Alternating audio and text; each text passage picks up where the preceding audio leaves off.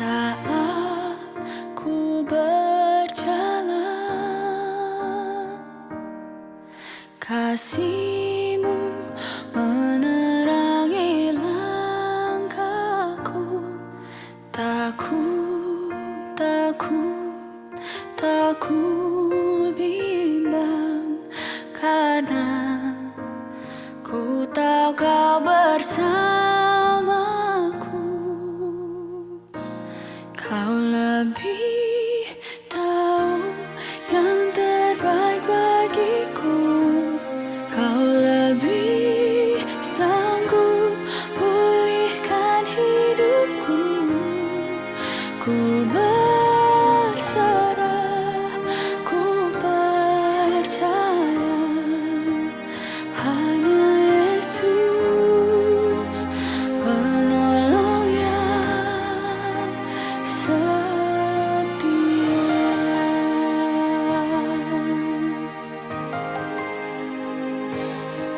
Saat ku berjalan, kasih-Mu menerangi langkahku. Takut, takut, takut bimbang, karena ku tahu Kau bersamaku. Kau lebih tahu yang terbaik bagiku. Kau lebih sanggup pulihkan hidupku. Ku berserah, ku percaya, hanya Yesus penolong yang setia.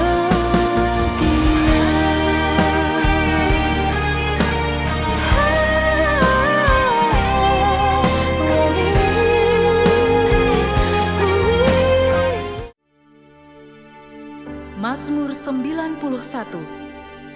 Orang yang duduk dalam lindungan yang maha tinggi dan bermalam dalam naungan yang maha kuasa akan berkata kepada Tuhan, tempat perlindunganku dan kubu pertahananku, Allahku yang kupercayai. Sungguh, Dialah yang akan melepaskan engkau dari jerat penangkap burung, dari penyakit sampar yang busuk. Dengan kepaknya Ia akan menudungi engkau, di bawah sayapnya engkau akan berlindung. Kesetiaannya ialah perisai dan pagar tembok.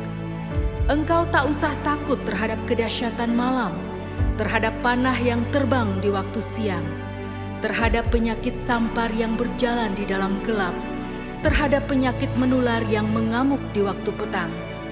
Walau 1.000 orang rebah di sisimu dan 10.000 di sebelah kananmu, tetapi itu tidak akan menimpamu. Engkau hanya menontonnya dengan matamu sendiri dan melihat pembalasan terhadap orang-orang fasik. Sebab Tuhan ialah tempat perlindunganmu, yang maha tinggi telah Kau buat tempat perteduhanmu. Malapetaka tidak akan menimpa kamu, dan tulah tidak akan mendekat kepada kemahmu. Sebab malaikat-malaikatnya akan diperintahkannya kepadamu untuk menjaga engkau di segala jalanmu.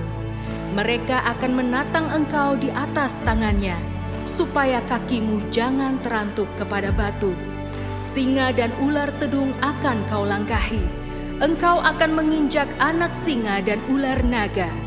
Sungguh, hatinya melekat kepadaku, maka aku akan meluputkannya. Aku akan membentenginya, sebab ia mengenal namaku. Bila ia berseru kepadaku, aku akan menjawab. Aku akan menyertai dia dalam kesesakan. Aku akan meluputkannya dan memuliakannya.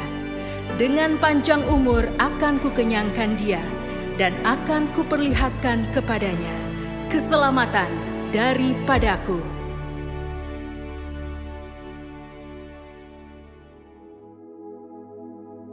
Halo, shalom semuanya. Saat ini kita berada di era di mana kebebasan pribadi dijunjung tinggi dan dihormati. Setiap pribadi dapat secara bebas memilih sesuai kehendaknya sendiri. Namun di dalam iman Kristen, kita juga percaya akan adanya kedaulatan Tuhan. Bagaimana Tuhan sudah menetapkan setiap rangkaian hidup kita. Konsep mengenai kedaulatan Tuhan dan kehendak bebas manusia inilah yang terkadang menjadi perdebatan. Apakah kedaulatan Tuhan membuat kehendak bebas manusia tidak berarti? Atau apakah kehendak bebas manusia dapat mengurangi kedaulatan Tuhan? Pada Voice of Pentecost hari ini, kita akan membahas mengenai kedaulatan Tuhan dan kehendak bebas manusia. Di dalam bahasan hari ini, kita akan sama-sama melihat beberapa pertanyaan seputar hal ini. Pertanyaan pertama dan menjadi pertanyaan sentral yang sering ditanyakan adalah, apakah kehendak bebas manusia melawan kedaulatan Tuhan? Pertama-tama, kita harus paham bahwa kehendak bebas manusia adalah pemberian dari Tuhan. Kejadian 1 ayat 26a berkata, manusia diciptakan sesuai dengan gambar dan rupa Allah. Salah satu bentuk keserupaan tersebut adalah manusia diberikan akal budi untuk berpikir dan menimbang setiap keputusannya. Manusia tidak diciptakan seperti robot atau mesin yang hanya beroperasi mengikuti perintah sang operator. Dalam perjalanan hidup seorang manusia, banyak pilihan yang harus diambil. Sebagai makhluk berakal budi, manusia dilatih untuk dapat mempertimbangkan segala pilihan yang ada. Inilah yang disebut dengan kehendak bebas. Walaupun manusia diciptakan dengan kehendak bebas atas setiap pilihannya, Tuhan juga mengajar manusia untuk hidup bertanggung jawab, karena ada konsekuensi dari setiap keputusan yang diambil. Inilah bentuk kedaulatan Tuhan, di mana Ia sebagai pencipta memilih untuk menciptakan manusia dengan kehendak bebas dan segala konsekuensinya. Ini sekaligus membuktikan bahwa kehendak bebas manusia bukanlah sesuatu yang dapat melunturkan kemahakuasaan dan kedaulatan Tuhan. Bila kehendak bebas dipakai manusia secara negatif, manusia menjadi bebas tanpa aturan, hukum, etika, dan moral. Hal ini dapat berakibat manusia menjadi makhluk yang liar. Tapi apabila manusia menggunakan kehendak bebasnya untuk memilih yang baik dan benar, maka ia dapat memaksimalkan potensinya sesuai dengan apa yang dirancangkan oleh Allah. Sehingga perlu diingat, meskipun manusia dipanggil untuk hidup dengan kehendak bebas, jangan sampai kehendak bebas tersebut digunakan untuk hidup dalam dosa. Sebaliknya, biarlah kehendak bebas itu dipakai untuk melayani dan berbuat baik atas dasar kasih sesuai dengan kerinduan Tuhan. Pertanyaan kedua mengenai kedaulatan Tuhan dan kehendak bebas manusia adalah, apakah Tuhan tetap bekerja di atas kehendak bebas manusia? Roma 8 ayat yang ke-28 tertulis, kita tahu sekarang bahwa Allah turut bekerja dalam segala sesuatu untuk mendatangkan kebaikan bagi mereka yang mengasihi Dia, yaitu bagi mereka yang terpanggil sesuai dengan rencana Allah. Sesuai dengan ayat tersebut, kita percaya bahwa Allah turut bekerja dalam segala sesuatu hal. Ini termasuk dengan setiap keputusan dan kehendak bebas yang manusia lakukan. Kehendak bebas manusia tidak akan melunturkan atau membatalkan kedaulatan Tuhan. Karena Allah juga dapat menunjukkan kedaulatannya lewat kehendak bebas manusia. Tidak ada kisah yang lebih baik untuk menggambarkan hal ini dibandingkan kisah perjalanan hidup Yusuf. Sewaktu semua orang dalam hidup Yusuf melakukan hal yang jahat kepadanya, namun Allah menggunakan perbuatan-perbuatan jahat tersebut menjadi jalan untuk memelihara sebuah bangsa yang besar melalui hidup Yusuf. Pertanyaan berikutnya mengenai kedaulatan Tuhan dan kehendak bebas manusia adalah, bagaimana menggunakan kehendak bebas dengan baik? Yesus Kristus dalam Yohanes 15 ayat yang ke-7 menyampaikan, jikalau kamu tinggal di dalam aku dan firman-Ku tinggal di dalam kamu, mintalah apa saja yang kamu kehendaki dan kamu akan menerimanya. Bagian kedua dari ayat ini menunjukkan bagaimana Tuhan menghargai kehendak bebas manusia.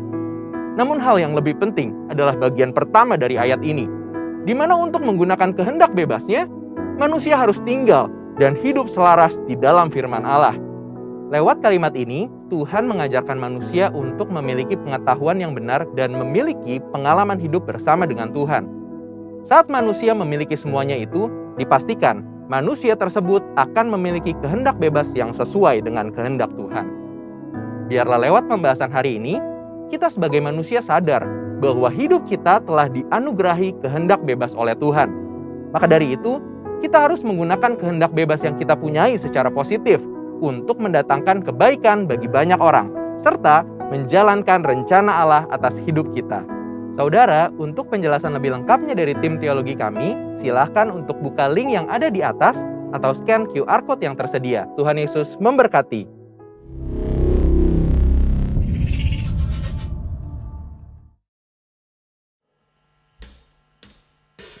Allah yang kita sembah, Dia Allah yang ajaib. Amin, saudara.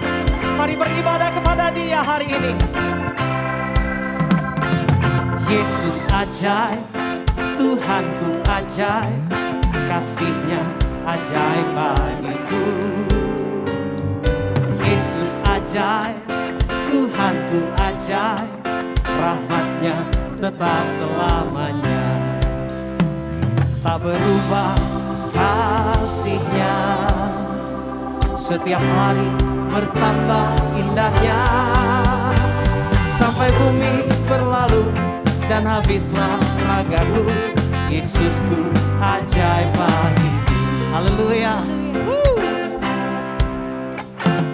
Yesus ajaib, Tuhanku ajaib, kasih-Nya ajaib bagiku. Yesus ajaib, Tuhanku ajaib, rahmat-Nya tetap selalu. Tak berubah kasih-Nya, tak berubah kasih-Nya, setiap hari bertambah indahnya. Sampai bumi berlalu dan habislah ragaku, Yesusku ajaib bagiku. Tak berubah kasih-Nya, tak berubah kasih-Nya, setiap hari bertambah indahnya. Sampai bumi berlalu dan habislah ragaku, Yesusku ajaib bagiku. Mari berseru, bersorak bersama, katakan kepada Dia. Yesus ajaib, Dia berkuasa, ada mujizat sebab Yesus ajaib. Yesus ajaib, Dia berkuasa, ada mujizat sebab Yesus ajaib.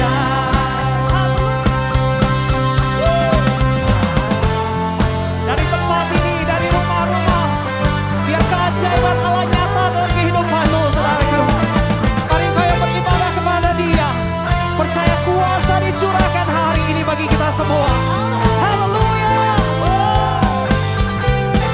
Yesus ajaib dan Dia berkuasa, pada mujizat sebab Yesus ajaib. Tak berubah kasih-Nya setiap hari, Setiap hari bertambah. sampai bumi berlalu dan habislah ragaku, Yesusku tak berubah kasih-Nya, tak berubah kasih-Nya, setiap hari bertambah indahnya. Sampai bumi berlalu dan habislah ragaku, Yesusku ajaib, sebab Dia Yesus yang ajaib. Yesus ajaib, Dia berkuasa, ada mujizat, ada mujizat, ada mujizat, sebab Yesus ajaib. Haleluya. Dia Allah yang ajaib, kekuatan bagi kita.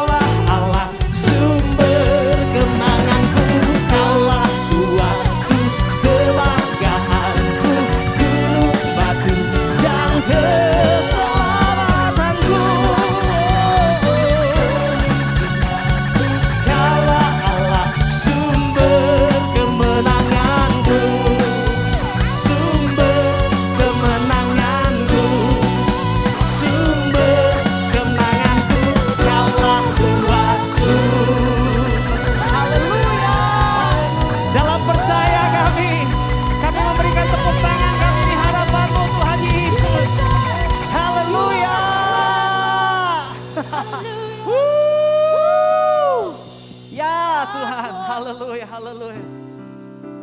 Yes, Lord.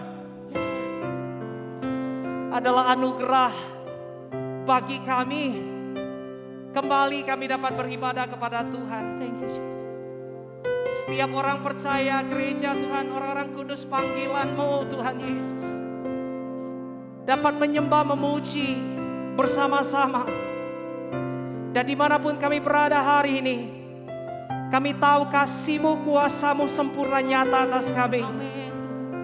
Kami bersyukur buat kebaikan-Mu. Kami mengangkat sembah, kami mengangkat tangan kami. Memuji nama-Mu Tuhan. Bersyukur padamu Yesus Tuhan. Haleluya, haleluya. Kami sembah, kami memuji nama-Mu selama-lamanya, selama-lamanya. Yesus Tuhan. Dari tempat kami berdiri dimanapun kami berada, saat ini bersama-sama umat-Mu mempersembahkan pujian bagi-Mu. Oh haleluya Tuhan. Oh Tuhan, haleluya Tuhan. Dahulu, sekarang, selama-lamanya kuasa-Mu tidak berubah. Tuhan Yesus, Kau Allah yang layak kami sembah, layak kami tinggikan. Oh nama-Mu, nama-Mu, nama-Mu Tuhan, hidiana nama-Mu.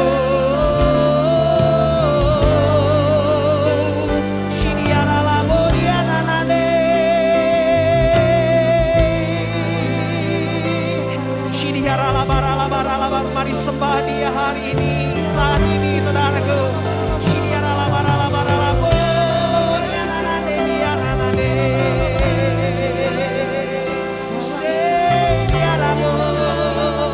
Haleluya, haleluya, haleluya. Kami bersyukur Tuhan Yesus. Kami bersyukur Tuhan Yesus. Haleluya, haleluya, haleluya. Oh Tuhan, Dianamu, Dianane, Dianaramu, Dianane. Shidiara la bara la bara la bara la bara la bara la bara la bara la bara la bara la bara la bara la bara la bara la bara la bara la bara. Terima kasih Tuhan Yesus. Terima kasih Tuhan. Terima kasih Tuhan Yesus.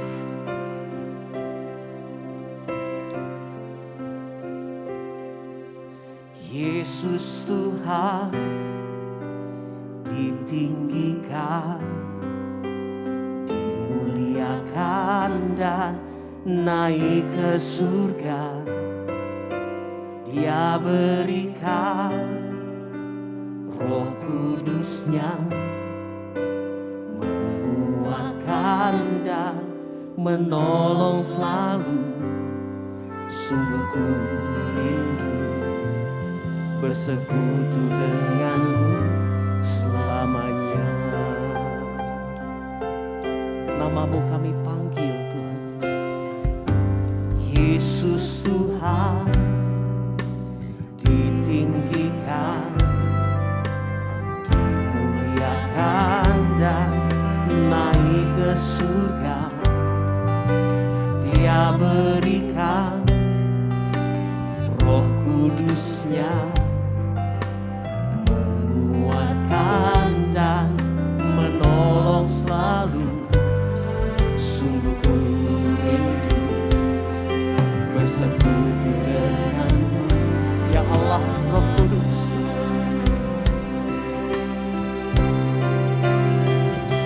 Allah Roh Kudus, jamah hatiku dengan urapanmu.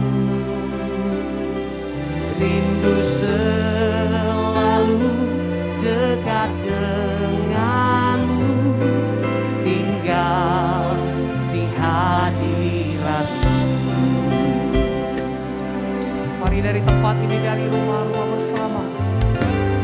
Yesus Tuhan ditinggikan, dimuliakan dan naik ke surga.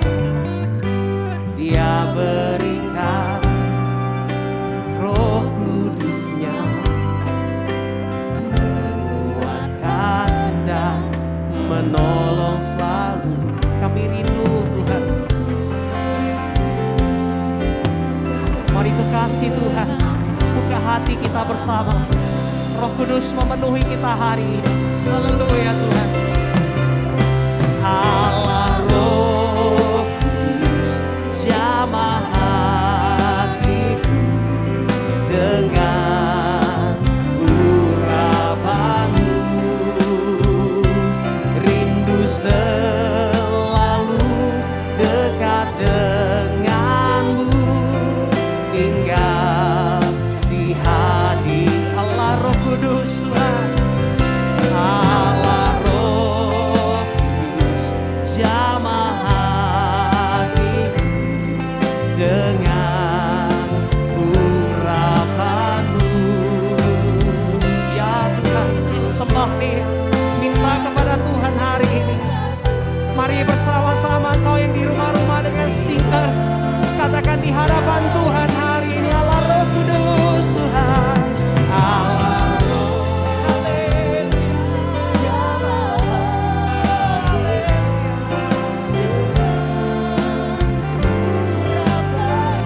kerinduan kami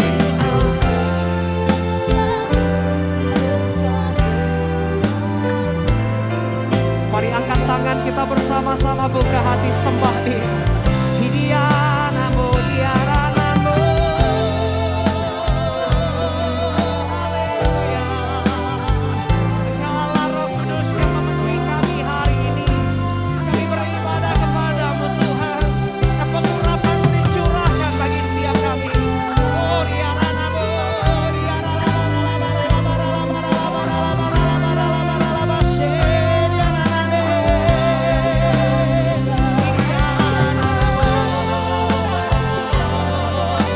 di tempat ini, di rumah-rumah Tuhan, kami mengangkat sembah kami, iman dan percaya kami kepadamu.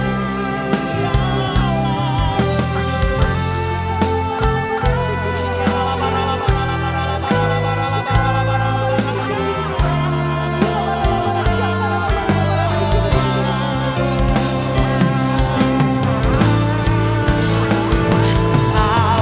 Roh Kudus, jamah hatiku dengan urapanmu.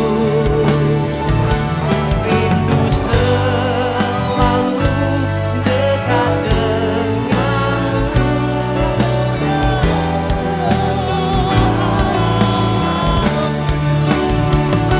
Allah Roh Kudus, jamah hatiku dengan urapanmu. Rindu selalu dekat denganmu. Sekali lagi bersama-sama, umat Tuhan di rumah-rumah, katakan Allah jamah hati kami.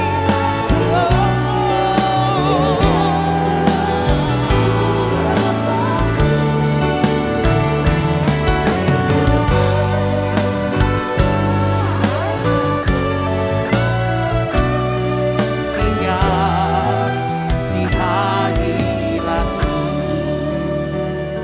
Allah Roh Kudus, jamah hatiku dengan urapan-Mu. Rindu selalu dekat denganmu, tinggal, katakan kepada Dia, Allah Roh Kudus, Allah Roh Kudus, coba setiap umat Tuhan. Shiriara,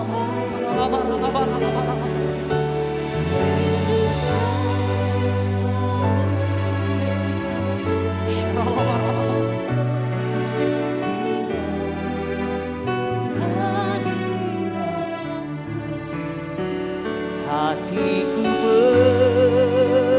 percaya, hatiku percaya, hatiku percaya, selalu ku percaya. Hati kami percaya Tuhan, hatiku percaya, hatiku percaya, hatiku percaya, selalu ku dalam percaya bersama, katakan kepada Dia, hatiku percaya,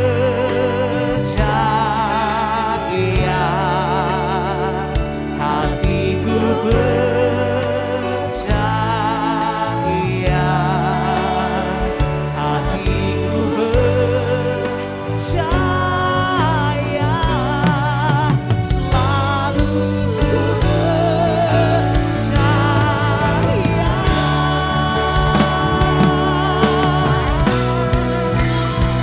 Hatiku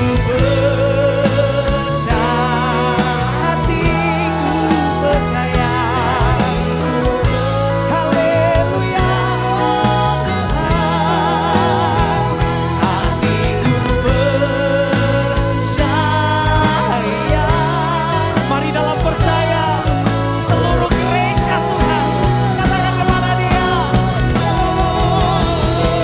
hatiku percaya, hatiku percaya, hatiku percaya.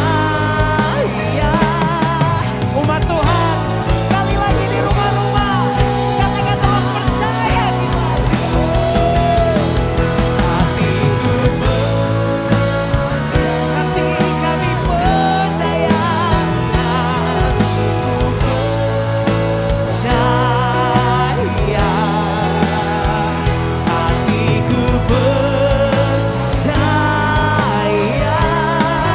selalu ku percaya, selalu ku percaya, selalu ku percaya.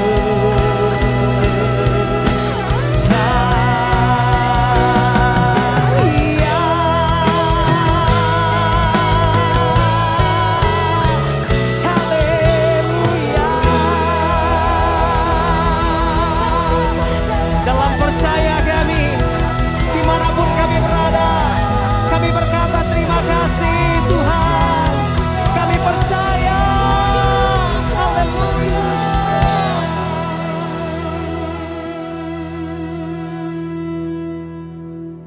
Pentakosta ketiga. Pentakosta ketiga adalah pencurahan Roh Kudus yang dahsyat di zaman ini, melebihi yang terjadi di Azusa Street. Pentakosta ketiga akan mengakibatkan penuaian jiwa yang terbesar dan yang terakhir sebelum Tuhan Yesus datang kembali.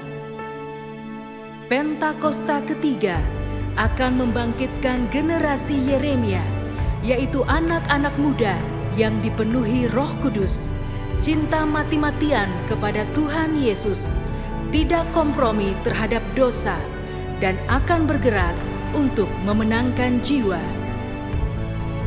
Pentakosta ketiga lahir di Indonesia dan bergerak ke bangsa-bangsa. Gerakan ini dari timur ke barat dan akan kembali ke Yerusalem. Pentakosta ketiga akan memberikan kuasa untuk menyelesaikan amanat agung, dan setelah itu Tuhan Yesus datang kembali.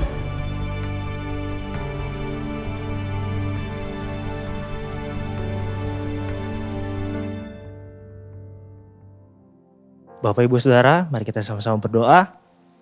Tuhan Allah Bapa kami yang hidup, terima kasih Tuhan buat hari ini, buat kesempatan-Mu, kami boleh beribadah Tuhan. Biarlah Tuhan melalui pujian kami, melalui penyembahan kami Tuhan, Kau boleh disenangkan. Dan biarlah Tuhan, apa yang kami naikkan hari ini Tuhan, itu hanya untuk-Mu saja Tuhan. Biarlah Tuhan Kau yang sertai setiap kami. Biarlah Tuhan melalui ibadah hari ini kami boleh bertemu dengan Kau, dan biarlah Tuhan hadirat-Mu ada untuk setiap kami Tuhan. Kami juga mau mengangkat kedua tangan kami Tuhan di hadapan-Mu. Kami mau berdoa Tuhan buat rekan kami, teman kami, keluarga kami, para jemaat-Mu Tuhan. Kau yang sertai mereka, Kau yang sertai mereka Tuhan. Mungkin saat ini mereka ada yang berbeban berat, mungkin mereka ada yang sakit Tuhan, mungkin mereka sedang mengalami masalah ekonomi Tuhan, ataupun masih ada masalah lain yang kami gak bisa sebutin satu-satu Tuhan. Biarlah Tuhan Kau yang boleh sertai setiap jemaat-Mu Tuhan. Kami yakin dan percaya Tuhan Kau yang boleh bantu mereka, Kau yang boleh sertai mereka Tuhan, Kau yang boleh ringankan masalah mereka, Kau yang boleh sertai mereka di saat mereka susah Tuhan. Dan biarlah Tuhan kami yakin dan percaya Tuhan tangan-Mu ada buat setiap mereka Tuhan. Kami juga mau berdoa, kami mau sekali lagi mengangkat kedua tangan kami untuk para pemimpin gereja kami, mulai dari gembala kami Bapak Niko Tuhan, berserta kelima wakilnya Tuhan. Biarlah Tuhan kami yakin dan percaya melalui para pemimpin kami Tuhan, Kau boleh bawa gereja ini lebih lagi Tuhan. Biarlah Tuhan kami yakin dan percaya visi misi-Mu Kau telah berikan. Biarlah Tuhan melalui para pemimpin kami Tuhan, gereja ini boleh tuai banyak jiwa Tuhan. Kau sudah berikan perlindungan, Kau sudah berikan kesehatan Tuhan atas setiap pemimpin kami Tuhan. Kami yakin dan percaya Kau juga sudah tutup bungkus dan kuasa darah-Mu setiap keluarga mereka. Dan biarlah Tuhan Kau yang boleh sertai terus para pemimpin kami Tuhan. Terima kasih. Kami juga sekali lagi mau mengangkat kedua tangan kami untuk pemimpin negara kami, untuk Bapak Presiden Joko Widodo dan wakilnya Pak Ma'ruf Amin. Terima kasih Tuhan untuk pemimpin bangsa ini Tuhan. Biarlah Tuhan di masa mereka menjabat, Kau boleh sertai Tuhan pemimpin kami Tuhan. Kau yang beri roh takut akan Tuhan, Kau yang beri visi lebih lagi Tuhan, untuk bangsa Indonesia ini boleh lebih maju Tuhan, boleh bangkit Tuhan. Kami yakin dan percaya Tuhan melalui pemerintahan kami Tuhan, mulai dari pusat sampai daerah Tuhan, Kau boleh sertai Indonesia Tuhan. Kau boleh sertai Tuhan pemerintahan ini Tuhan. Biarlah Tuhan Indonesia boleh pulih dari masalah ekonomi, Indonesia boleh pulih dari pandemi ini Tuhan, melalui pemerintahan kami. Kau sertai Tuhan, biarlah Tuhan setiap kebijakan yang pemerintah kami ambil Tuhan, itu boleh membawa Indonesia lebih baik Tuhan. Terima kasih Tuhan, terima kasih. Kami juga mau berdoa buat bangsa dan negara ini. Biarlah Tuhan kami yakin dan percaya tangan-Mu ada untuk Indonesia Tuhan. Terima kasih Tuhan. Kalau sebentar kami juga mau mendengarkan isi dari firman-Mu Tuhan. Biarlah kami boleh jadi tanah yang subur Tuhan. Kami boleh menerima firman ini. Kami boleh melalui firman ini Tuhan, kami boleh berakar, bertumbuh dan berbuah Tuhan. Biarlah kami boleh juga jadi dampak untuk sekitar kami melalui firman yang kami dapatkan Tuhan di hari ini. Tuhan terima kasih. Biarlah Tuhan doa yang kami panjatkan ini hanya kami naikkan kepada nama-Mu saja Tuhan Yesus Kristus. Hanya dalam nama-Mu kami sudah berdoa. Amin.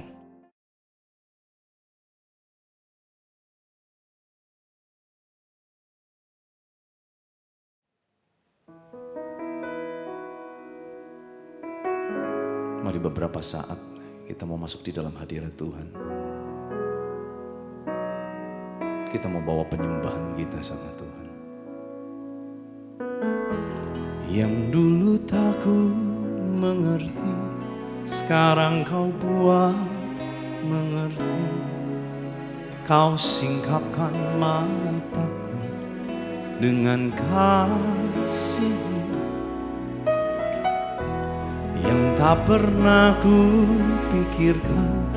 Sungguh Kau telah sediakan, Kau curahkan berkat-Mu limpah dalam hidupku.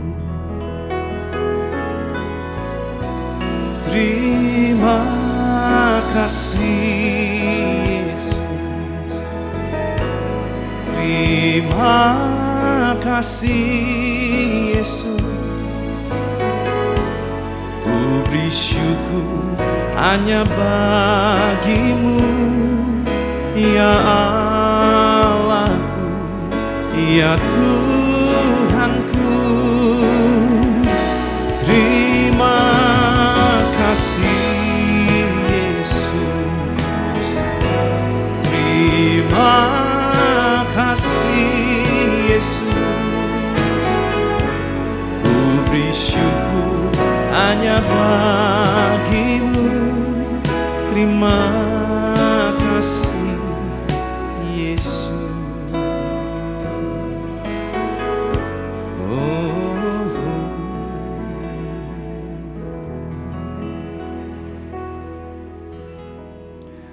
Shalom jemaat Sukawarna yang saya kasihi di dalam Kristus Yesus Tuhan kita. Hari ini kita akan sama-sama belajar satu firman Tuhan yang saya beri judul adalah How to Handle Anxiety. Bagaimana kita dapat menghadapi masalah kecemasan. Saudara, penelitian dari WHO menyatakan bahwa masalah mengenai anxiety atau kecemasan itu sudah menjadi WHO issue yang dijadikan epidemik di abad 21 ini. Dan ternyata masalah kecemasan ini gak pandang usia, tidak pandang waktu, tidak pandang status sosial, tidak pandang status ekonomi. Dia bisa menyerang siapapun. Jadi mau orang mungkin kita berpikir, wah dia hidupnya enak, dia hidupnya penuh dengan kekayaan, limpah harta dan asetnya. Kok bisa sih ngalami namanya gejala kecemasan? Kekhawatiran yang berlebihan. Oh bisa, saudara. Mau statusnya sehebat apapun, gejala kecemasan ini bisa menyerang siapapun. Dan sebuah penelitian yang dilakukan oleh Anxiety and Depression Association of America, ADAA, ya, menjabarkan bahwa ternyata ada beberapa bentuk kecemasan itu sendiri, saudara. Saya akan bahas secara singkat saja, sebab saya bukan seorang dokter, saudara. Tetapi biarlah kita sama-sama sedikit belajar, mungkin ada di antara saudara, Bapak Ibu Saudara yang ngalami ini, dan saudara nggak tahu apa sebetulnya yang sedang terjadi di dalam diri kita.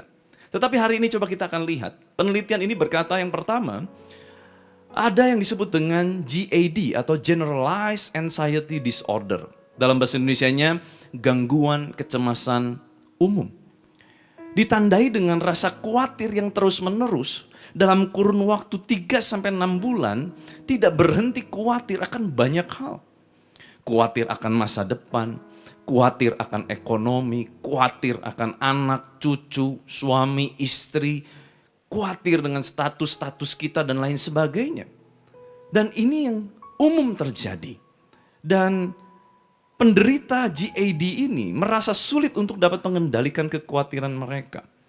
Bahkan mereka seringkali tidak bisa menikmati masa-masa yang ada di masa sekarang yang sedang dijalaninya. Yang berikutnya ada disebut dengan panic disorder. Ya, gejala panik spontan. Dan saudara, gejala panik spontan ini bisa terjadi tiba-tiba dan dia merasa takut akan ada serangan panik itu datang berkali-kali di waktu-waktu berikutnya. Saudara, saya pernah punya pengalaman dengan ini, yaitu anak saya. Anak saya waktu berusia 5 tahun. Tiba-tiba saya perhatikan, kenapa ya? Kok menjelang mau tidur malam hari, dia tuh bolak-balik terus ke toilet, saudara. Dia bolak-balik, mohon maaf, dia selalu bilang mau buang air kecil. Saya bingung kenapa, apakah mungkin ada infeksi saluran kemih atau apapun. Tapi tidak, dia minumnya bagus, makannya bagus, kondisi kesehatannya bagus. Tetapi menjelang malam itu terjadi. Sampai satu ketika kita memutuskan, udah kita yuk sama-sama satu keluarga kita staycation, saudara. Nah waktu kita staycation, tiba-tiba semua gejala itu hilang. Yang tiap mau tidur ngalami seperti itu tuh gak ada lagi. Dan puji Tuhan sampai hari ini itu betul-betul berhenti total. Ternyata anak kecil usia 5 tahun pun bisa ngalamin yang namanya panic disorder atau gangguan panik spontan. Mungkin saudara ngalami ini. Terkadang terbangun di tengah malam dalam kondisi penuh dengan ketakutan, panik.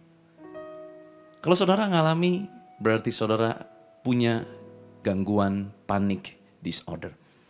Yang ketiga, dikatakan ada social anxiety disorder. Gangguan kecemasan sosial. Apakah itu? Ketakutan akan dihakimi oleh lingkungan. Takut kalau dievaluasi negatif. Takut kalau dipandang, wah kamu jelek, wah kamu gak bagus, wah kamu gak pinter bicara. Takut dengan hal-hal yang berhubungan dengan lingkungannya. Takut tertolak dalam satu lingkungan sosial. Atau mungkin dianggap kinerjanya tidak baik, dianggap tidak produktif. Ciri-cirinya apa? Sering malu kalau dalam sebuah perkumpulan dengan teman-teman mungkin gak mau ngomong karena merasa malu.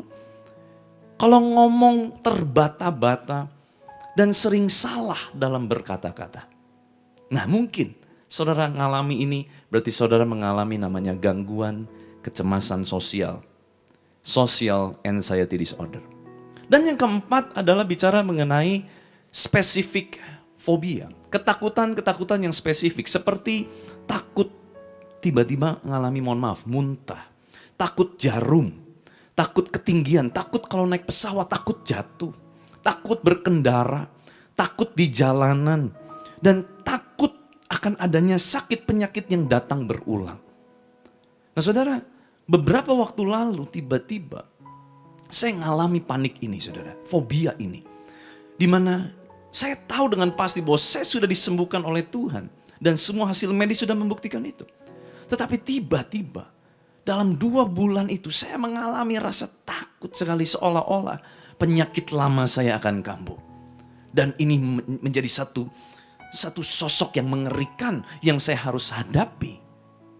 Hampir setiap malam saya terbangun dalam keadaan takut dan tidak tahu kenapa.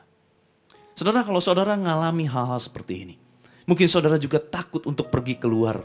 Kenapa? Takut karena ada Omikron. Nanti mungkin ada lagi yang lebih dari Omikron, mungkin Megatron, saudara. Saudara mungkin banyak ketakutan dengan hal-hal seperti itu. Sehingga akhirnya apa? Saudara tidak bisa berkembang. Saudara menjadi terkungkung, saudara terkurung. Saudara tidak bisa lagi mencapai potensi maksimal. Saudara takut untuk melakukan sesuatu aktivitas yang mungkin sebelumnya adalah aktivitas yang engkau nikmati, yang membuat engkau happy. Saudara, banyak sekali hari-hari ini orang mengalami gejala-gejala ketakutan ini. Takut gak punya uang, takut statusnya, takut ekonominya, takut akan banyak hal. Tapi hari ini firman Tuhan akan mengajarkan kita bahwa bagaimana kita dapat mengatasi kecemasan kita. Itu semua Tuhan akan lepaskan melalui firman-Nya. Mari kita lihat surat Rasul Paulus kepada jemaat di kota Filipi. Filipi pasal 4 ayat yang keempat sampai ayat yang ke-7 lebih dahulu. Dikatakan demikian. Bersukacitalah senantiasa dalam Tuhan. Sekali lagi kukatakan bersukacitalah. Ini kalimat perintah saudara ya. Ini bukan sebuah keadaan, ini sebuah perintah dari Rasul Paulus kepada jemaat di Filipi. Hendaklah kebaikan hatimu diketahui semua orang. Tuhan sudah dekat.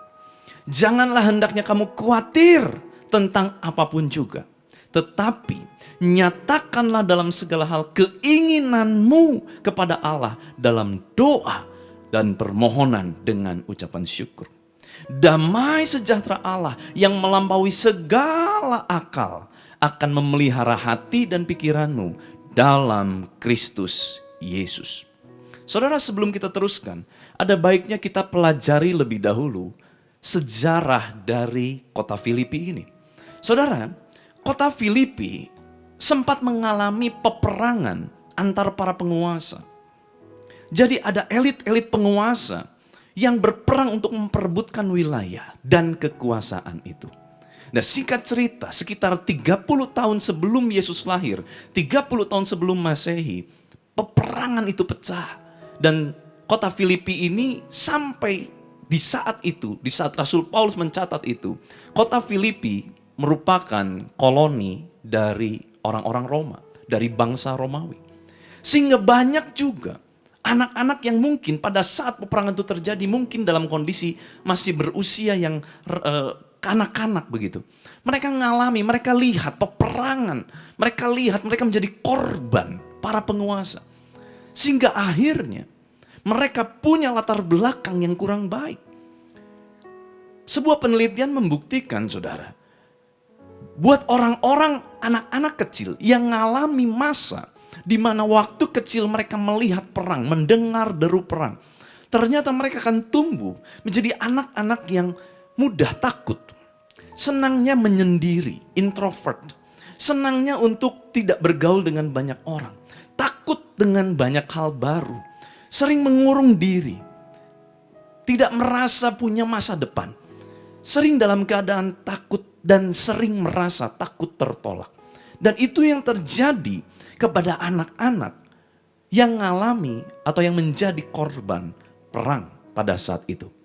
Nah, saudara, kita tahu sekarang ternyata bukan cuma masalah dari latar belakang, tetapi kita juga tahu bahwa Alkitab pun mencatat, kalau ada orang yang diakui sebagai raja selain daripada kaisar, maka tentu orang itu dan antek-anteknya dan pengikut-pengikutnya akan dibunuh, dikejar, dibinasakan. Sedangkan murid-murid jemaat yang ada di kota Filipi adalah orang-orang yang mengakui bahwa Tuhan Yesus adalah Tuhan, adalah Raja. Jadi bayangkan saudara, mereka bukan cuma mengalami masa lalu yang begitu mencekam dan menakutkan, membuat pribadi mereka pada hari itu menjadi pribadi yang penuh dengan ketakutan. Tetapi juga mereka mengalami tekanan di hari itu, di masa-masa itu. Karena mereka mengakui Yesus sebagai Raja. Tekanan datang dari luar, tekanan datang dari dalam diri mereka. Tekanan datang dari masa lalu mereka. Mungkin ini yang sedang kita hadapi. Mungkin masa lalu kita banyak menghantui kita.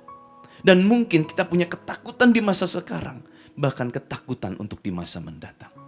Saudara, mari kita belajar bagaimana Rasul Paulus mengajarkan melalui firman Tuhan ini untuk setiap kita yang mengalami ketakutan, kecemasan, dapat keluar dan menghadapi rasa takut kita. Mari kita lihat saudara. Yang pertama, hal yang kita harus lakukan yang pertama adalah hadapi. Confront it. Hadapi.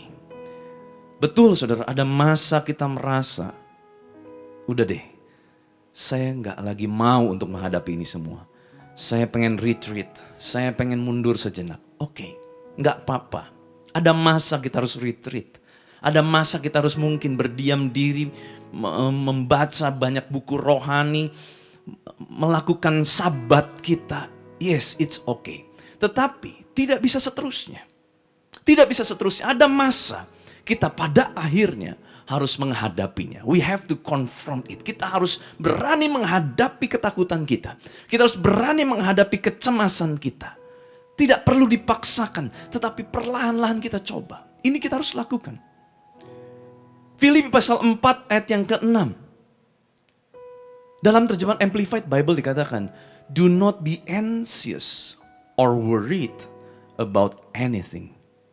But in everything, every circumstance and situation, by prayer and petition, with thanksgiving, continue to make your specific request known to God. Alkitab mengajarkan kita sebuah solusi. Solusinya apa? Waktu kita harus menghadapi kekhawatiran kita, kecemasan kita, ketakutan kita. Dikatakan menghadapinya, yaitu dengan membawa doa, petisi. Petisi itu permohonan-permohonan kita dengan ucapan syukur. Dan kita harus lakukan itu continue. To make your specific request. Secara spesifik kita bilang, Tuhan, saya takut, saya cemas akan A, B, C, D. Kita sebutkan. Kita bawa dalam doa kita. Saya punya sebuah quote saudara buat saudara semua. Quote-nya adalah begini. Sebanyak apa kecemasanmu, sebanyak itulah doa-doamu. Saya ulang saudara. Sebanyak apa kecemasanmu, sebanyak itulah doa-doamu. Mau gak saudara catat, saudara tulis di kolom live chat, saudara tulis di kolom komentar. Sebanyak apa kecemasanku, sebanyak itulah aku akan berdoa. Mari saudara, deklarasikan. Kita harus belajar menghadapi. Menghadapinya dengan cara apa? Mulai ucapkan kepada Tuhan. Mulai katakan kepada Tuhan. Saudara, saya punya sedikit ilustrasi yang sering mengganggu pikiran saya begini saudara ya. Banyak kali orang bilang gini, aduh saya stres. Jangan stres. Saudara, kalimat jangan stres diucapkan kepada orang lagi stres itu tidak memberi faedah, tidak memberi solusi, saudara. Itu sama seperti ilustrasinya gini. Orang ngantuk. Aduh, saya ngantuk. Jangan ngantuk, jangan ngantuk. Ya mana bisa, saudara. Namanya orang ngantuk. Solusi dari orang ngantuk apa? Tidur. Waktu kamu tidur, kamu bangun, kamu tidak akan ngantuk lagi. Waktu orang ngalami depresi, ngalami stres, ngalami gejala kecemasan berlebihan, dia gak bisa dibilang jangan cemas, jangan. Kata jangan itu tidak bisa berfungsi kepada orang yang sedang mengalami masa-masa sulit itu. Tetapi Alkitab, puji Tuhan, mengajarkan kita. Ada solusinya. Apa yang kita harus lakukan? Waktu kita cemas, kita berdoa. Kita datang sama Tuhan. Tuhan, aku takut. Tuhan, aku cemas. Tuhan, aku ngalami panik. Datang dengan doa kita. Lalu bawa permohonan kita. Tuhan, aku mau disembuhkan. Tuhan, aku mau dibebaskan. Tuhan, aku mau dilepaskan. Lalu datang dengan ucapan syukur. With thanksgiving. Terima kasih Tuhan. Bukan terima kasih karena aku depresi. Bukan. Terima kasih Tuhan. Karena Engkau Allah yang baik. Terima kasih Tuhan. Karena Engkau pasti membebaskanku. Terima kasih Tuhan. Karena Engkau mau aku dipulihkan. Ayo saudara. With thanksgiving. Kita datang sama Tuhan. Nah saudara, berikutnya kunci yang kedua. Apa yang kita harus lakukan untuk menghadapi rasa kecemasan kita? Yang kedua adalah captivate it. Menawan. Bukan menawan charming, bukan saudara ya. Menawan artinya memenjarakan. Captivate it. Menawan, memenjarakan. Coba kita lihat 2 Korintus pasal yang 10 ayat 5 bagian B dikatakan. Kami menawan segala pikiran dan menaklukkannya kepada Kristus. Dalam terjemahan Amplified Bible dikatakan, we are taking every thought and purpose captive to the obedience of Christ. Kami mengambil semua pikiran-pikiran itu dan tujuan. Mari kita kembali. Apa tujuan kita hari-hari ini, saudara? Apa yang menjadi tujuan kita? Kita sedang ada di awal tahun 2022. Apa yang menjadi tujuan kita? Sampai nanti akhir 2022. Apakah tujuan kita lebih kaya, lebih hebat, lebih luar biasa, lebih berkuasa? Apakah cuman itu? Atau kita punya tujuan, yaitu tujuan kita, pikiran kita taklukkan di bawah Kristus untuk kita bawa kepada kehendak Allah, bukan kepada kehendak pribadi kita. Mari saudara, kita sudah tidak bisa lagi menggunakan paradigma-paradigma lama. Di tahun paradigma yang baru ini kita harus melihat jauh ke depan. Bahwa kita harus selaras, satu frekuensi dengan kehendak Tuhan. Waktu saya mempersiapkan ini, tiba-tiba air mata saya mengalir. Saya bisa merasakan Tuhan begitu mengasihi. Ada 2 jenis golongan orang dalam kebanyakan. Yang pertama adalah orang-orang yang mungkin mengalami masa khawatir, depresi. Karena gak punya penghasilan. Karena kurang dalam penghasilan. Karena tidak tahu bagaimana mencukupi kebutuhan. Karena mungkin dililit utang piutang. Dengar saudara, kalau engkau mengalami masa seperti itu, Tuhan tetap ada dan Tuhan tetap baik buat saudara. Dulu, sekarang, sampai selamanya. Kalau Tuhan dulu pernah tolong Anda dan saya, hari ini Tuhan akan tolong lagi. Besok Tuhan tolong lagi. Lusa Tuhan akan tolong lagi. Tahun demi tahun Tuhan akan tolong lagi. Dan untuk saudara yang mungkin penuh dengan kelimpahan, saudara tidak punya masalah untuk mencukupkan kebutuhan saudara. Tetapi mungkin saudara hari ini terus stres, berpikiran untuk beli aset apa lagi ya? Bisnis apa lagi ya? Bagaimana lebih kaya lagi ya? Saudara, mari kita belajar menawan pikiran kita. Menaklukkannya kepada Kristus artinya apa? Menyelaraskan dengan kehendak Allah. Mari berhenti menggunakan cara-cara dunia, tetapi berfokuslah kepada kehendak Allah. Saudara, ini yang saya selalu perkatakan waktu saya mengalami takut dan khawatir. Saya selalu perkatakan Mazmur 116 ayat 7. Dikatakan, kembalilah tenang hai jiwaku, sebab Tuhan telah berbuat baik kepadamu. Mari saudara perkatakan. Saudara boleh tulis di kolom chat, di kolom live chat, di kolom komentar. Kembalilah tenang hai jiwaku, sebab Tuhan telah berbuat baik kepadaku. Ayo saudara, perkatakan dengan iman, kita deklarasikan.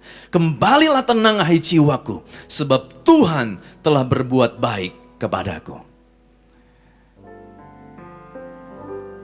Lebih dari segalanya, ku berharap padamu.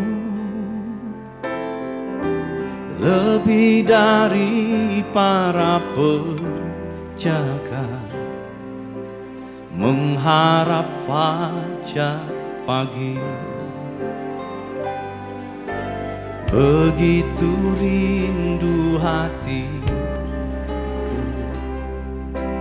berada dekatmu. Alangkah dalam kasih-Mu memenuhi hidupku. Tenanglah jiwaku dalam naungan sayap-Mu, menembus awan kelabu, pandang kemuliaan-Mu. Selalu ku rindu lekat dalam hati-Mu, mengikuti rencana-Mu. Yesus Tuhan Rajaku. Perkatakan kepada diri kita, kembalilah tenang hai jiwaku, sebab Tuhan akan berbuat baik lagi kepadamu. Nah, kunci yang ketiga, saudara, setelah itu semua kita lakukan, ternyata perjuangan kita belum berakhir. Perjuangan kita masih ada. Besok lusa, mungkin kita bisa mengatasi kecemasan kita. Tetapi mungkin 1 minggu, 2 minggu dari sekarang, mungkin tahun depan, 2-3 tahun dari sekarang, kecemasan itu datang lagi. Kita harus, yang ketiga adalah carry on. Teruskan. Bukan teruskan kecemasannya, saudara. Tapi kita meneruskan usaha-usaha kita untuk kita bisa handle kita punya kecemasan. Kita harus teruskan gaya hidup yang baik untuk bisa menghandle kecemasan kita. Lakukan lagi, dan lagi. Saya mengikuti podcastnya Pastor Craig Groeschel, saudara, dan saya sangat diberkati oleh beliau. Dalam podcastnya, beliau mewawancara seorang wanita karir yang sukses dan juga seorang hamba Tuhan. Nah, waktu saya mendengar kisah dari wanita ini, saya terkejut. Kenapa? Dia adalah CEO yang sukses, tetapi latar belakang hidupnya dalam satu peristiwa, dalam sebuah kecelakaan, tiba-tiba ada sekitar 3 atau 4 orang dari keluarganya itu tiba-tiba meninggal dalam sebuah kecelakaan. Dan dia tiba-tiba menjadi seorang diri. Dia penuh dengan ketakutan, dia penuh dengan masa lalu yang buruk, yang menghantui pikirannya. Tetapi sekarang dia sudah sukses. Dia sekarang sudah berusia 50 lebih. Dia sudah sukses. 25 tahun, 30 tahun dia hadapi masa-masa itu. Dan sekarang dia udah menjadi wanita karir yang sukses dan diakui. Tetapi satu kata yang menarik sekali, dia bilang begini. Sampai hari ini saya terus memperkatakan bahwa saya sudah disembuhkan. Saya sudah dibebaskan. Saya sudah dilepaskan oleh kuasa Tuhan. Dia terus memperkatakan sekalipun dia sudah sukses. Sekalipun mungkin dianggapan oleh orang dia sudah berhasil menaklukkan kecemasan, kekhawatirannya. Tetapi ternyata sampai hari itu juga dia masih terus memperkatakan kepada dirinya. Hei kamu adalah bangsa yang terpilih, imam rajani, umat kepunyaan Tuhan. Engkau akan membawa terang bagi bangsa-bangsa. Terus perkatakan yang baik, firman diperkatakan kepada diri kita. Saudara, hari-hari ini kita butuh ini. Kalau kita terus lakukan ini, saya yakin dan percaya, sangat yakin dan percaya, Tuhan akan bekerja dengan cara yang luar biasa. Mujizat, kesembuhan, kelepasan, pembebasan pasti terjadi dalam kehidupan kita. Saudara, mari saya ajak kita mengakhiri ibadah kita. Ku tidak takut, sebab Kau besertaku. Ku tidak bimbang, sebab Engkau Allahku. Engkau meneguhkanku, bahkan menolongku. Kau batu karangku, Yesus Tuhan. Yesus memegangku dengan tangan kanan-Mu. Yesus memberiku kemenangan. Yesus memegangku dengan tangan kanan. Yesus memberiku kemenangan. Lagi dengan iman yuk katakan, Yesus memegangku dengan tangan kanan-Mu. Yesus memberi kami kemenangan. Oh, Yesus memegangku dengan tangan kanan-Mu. Yesus memberiku, amin,